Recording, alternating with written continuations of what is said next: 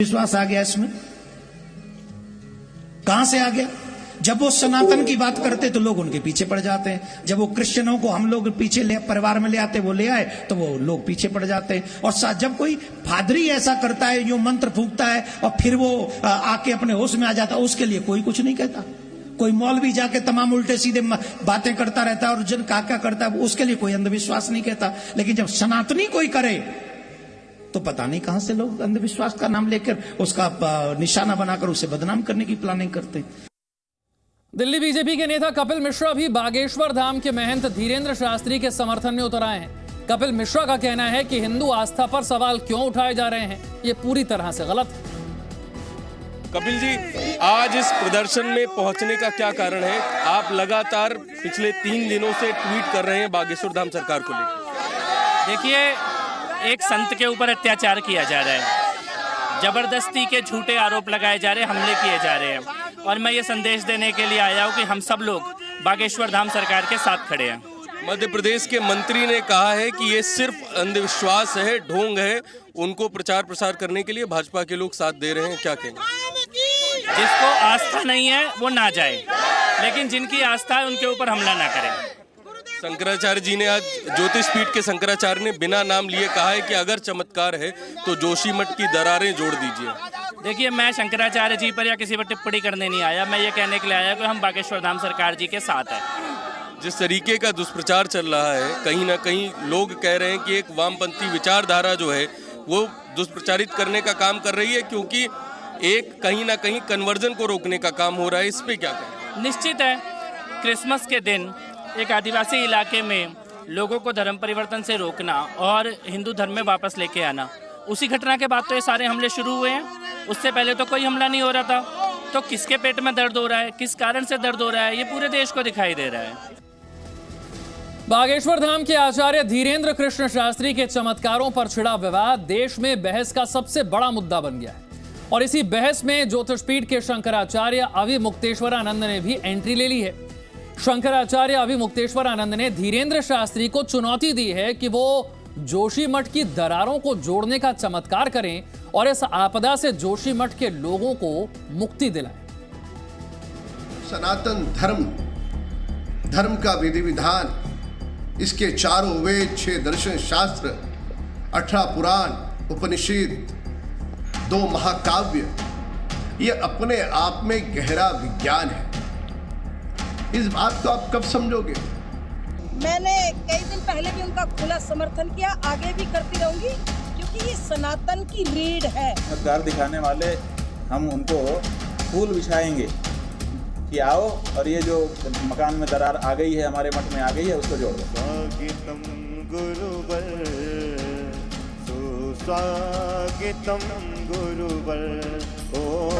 बागेश्वर धाम के महंत धीरेन्द्र शास्त्री बीते 3 दिनों से रायपुर में हैं। रायपुर में धीरेन्द्र शास्त्री श्रद्धालुओं को राम कथा सुना रहे हैं। सत्संगत कर ले तो मिल जा ही तोला भगवान। राम कथा में धीरेन्द्र शास्त्री पूरी भक्ति में लीन हैं। धीरेन्द्र शास्त्री कभी मंत्रों की महिमा का बखान करते हैं तो कभी सुंदर कांड की चौपाइयों में झूमते हैं। हजारों श्रद्धालुओं से भरा पंडाल धीरेन्द्र शास्त्री के भजनों को सुनकर झूमते भी हैं।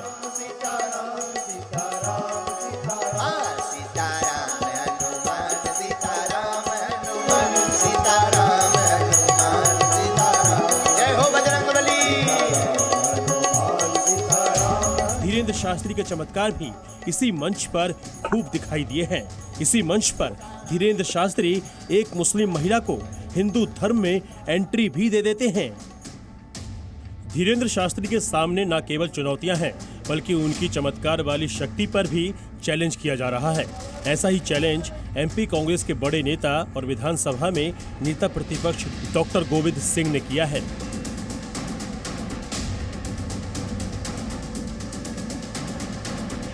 ये तो एक चुनौती है। अब बात करते हैं उस दूसरी चुनौती की, जो किसी और ने नहीं बल्कि ज्योतिष पीठ के शंकराचार्य अभिमुक्तेश्वरानंद ने दी है। जोशीमठ में इन दिनों दरारों का खतरा पसरा हुआ है। हजारों लोगों को अपना घरबार छोड़कर दूसरे ठिकानों में पनाह लेनी पड़ी है। लिहाजा इस पूरे इलाके को बचाने के लिए अब किसी चमत्कार की ही उम्मीद की जा रही है। तो ऐसे में अभी मुक्तेश्वरानंद ने धीरेन्द्र शास्त्री को ही न्योता दे दिया।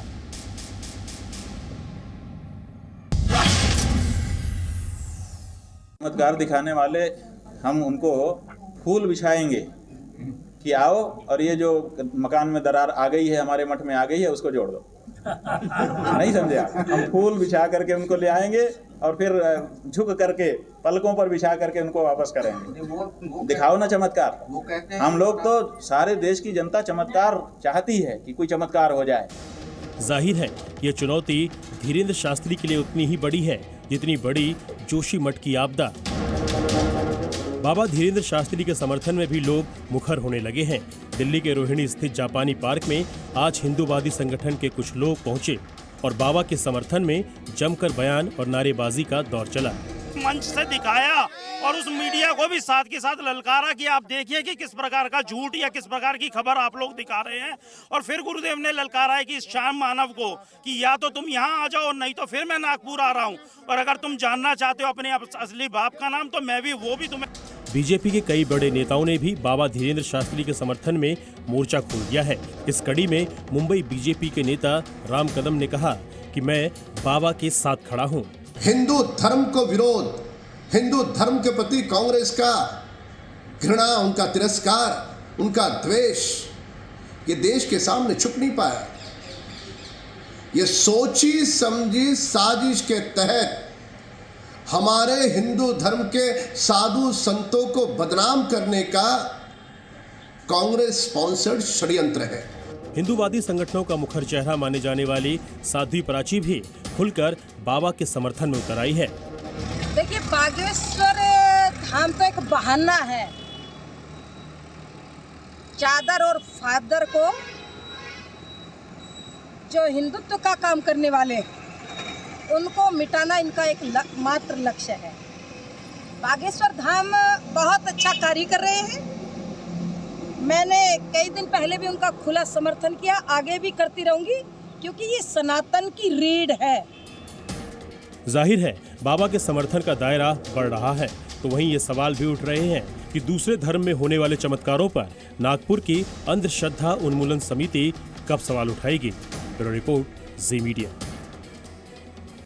और अब आपको लिए चलते हैं बाबा धीरेन्द्र के रायपुर में दिए गए कुछ बयान सुनवाते हैं, और ये बयान क्यों दिए जा रहे हैं, इन बयानों के मायने क्या हैं, ये हम आप पर छोड़ दें। हमारी प्रार्थना है छत्तीसगढ़ के पागलों से, छत्तीसगढ़ के पागलों, अब आओ हम सब हिंदू एक हो जाओ। ना जाति में पढ़ो ना बिरादरी में पढ़ो, कौन कौन हिंदू एक होना चाहता है? पक्का? जोर से बोलो, पक्का? पक्का? अच्छा, मान लो कोई सनातन धर्म का विरोध करेगा तो ठटरी कौन कौन बारेगा? हैं? अच्छा, उसको लुअर कौन कौन लगाएगा? अच्छा, मान लो कोई सनातन विरोधी मूवी बनाएगा तो कौन कौन ठटरी बारेगा? पक्का? हिंदुओं को एक करने के लिए कौन कौन तैयार है? जो है वो अपने धाम में लगा रहे हैं, फिर अलग अलग जगहों पे उन्होंने लगाना शुरू कर दिया। लेकिन इतने वर्षों के बाद धीरेन्द्र कृष्ण शास्त्री अचानक निशाने पर क्यों आ गए? इन लोगों के क्यों अचानक ऐसे सवाल उठने लगे? तो सीधा सा कारण है ना, जब वो 13-14 साल के थे, 13-14 सन 13-14 में, 15 में, 16 में, तब उनके दरबार में उतनी पब्लिक नहीं थी, उतने सनातनी इकट्ठे नहीं हो रहे थे। जब इतने पब्लिक नहीं थी तो किसी से कोई तकलीफ ही नहीं थी।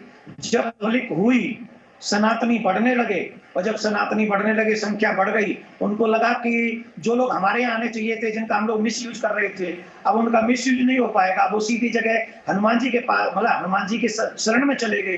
हनुमान जी की शरण में चले गए हैं तो इसका मतलब है फिर तो मामला बिगड़ जाएगा, हम लोगों की बात ठीक बनेगी नहीं। इसलिए वो जो है